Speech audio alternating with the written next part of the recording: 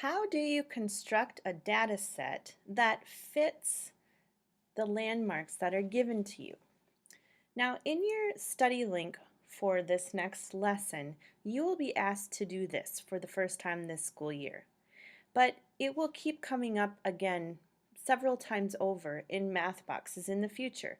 Sometimes you'll be asked to make up a list of data that have the following landmarks true.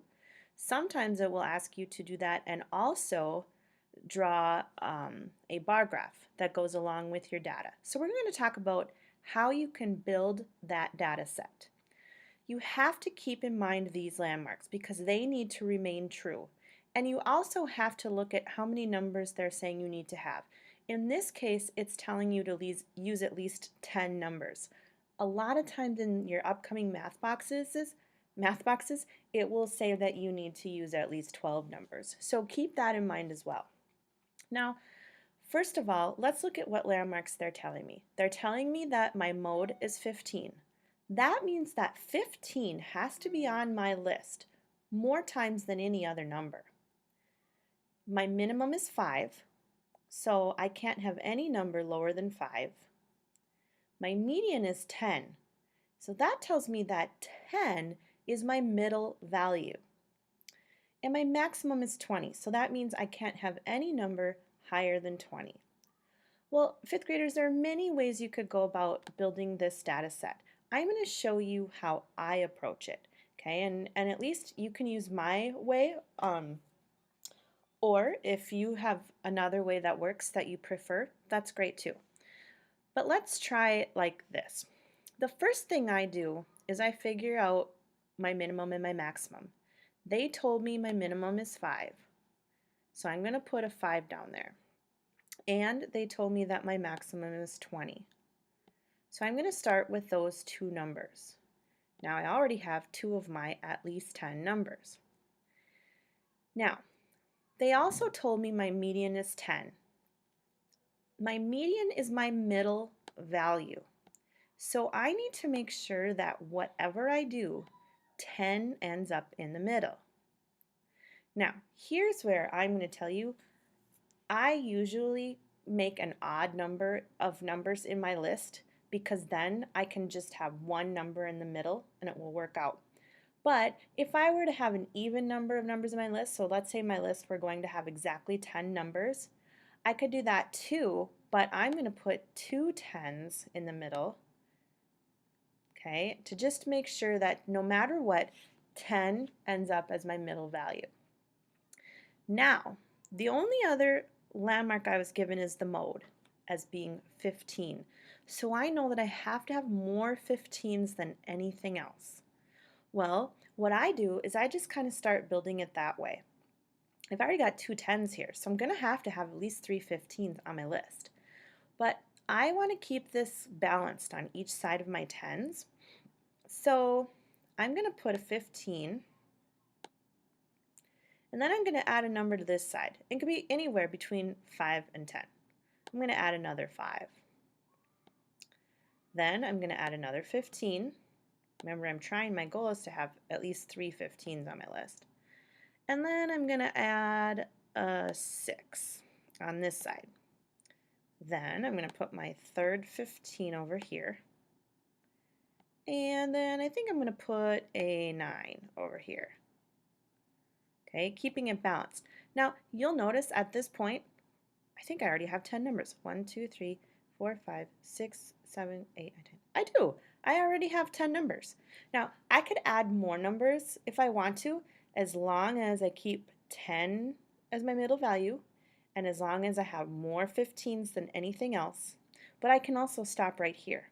Okay? Now, I want to double check that my landmarks are still true. Is my mode 15? Yes, 15 is on my list 3 times. That's more than any other number. Is my minimum 5? Yes. Is my median 10? Well, let's see. If I cross off, boom, boom, boom, boom, boom, boom, boom, boom, my 10s are in the middle. So my median is 10. Is my maximum 20? Yes. I have just successfully created a data set with these landmarks to be true. Now, let's say I need to make a graph of these results. Okay, now first of all, I need to decide what kind of graph is it. It says it's a bar graph. Okay, so I need to label my axes. Okay, well, my possible responses ranged from 5 to 20. This is hard to do this with this computer pen here, so bear with me here. But what I'm going to do is I'm going to label each of these columns with one of the numbers. My guess is that it works out. Usually they make it work out pretty close to perfectly for you.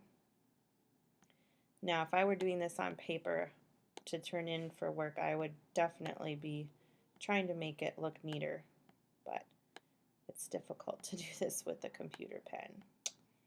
All right, 16, 17, 18, 19, and 20. And then I need a number scale on my y-axis. And I'm just going to thinking the number of times that it occurred. So 0, 1, 2, 3. Nothing occurred more than 3 times, actually. So I'll just go to 4. And then I need to fill in those bars. Let's see. Let's use a different color. Okay, so I had 2 5s, so I'm going to fill in 2 5s, and again, make yours neater. 1 6, oops. I have 1 9, 2 10s, 3 15s,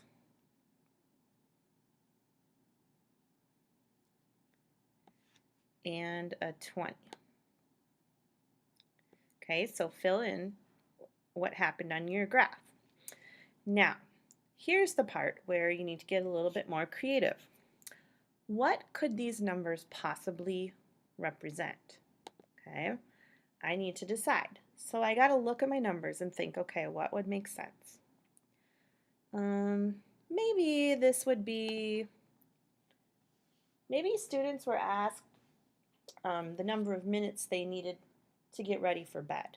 Okay, so I need a title for my graph, and I'm going to call it minutes needed to get ready for bed.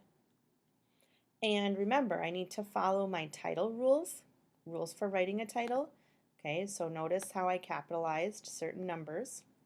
And I can't just label that. I have to always label my number scales as well. So these numbers at the bottom, they stood for the minutes.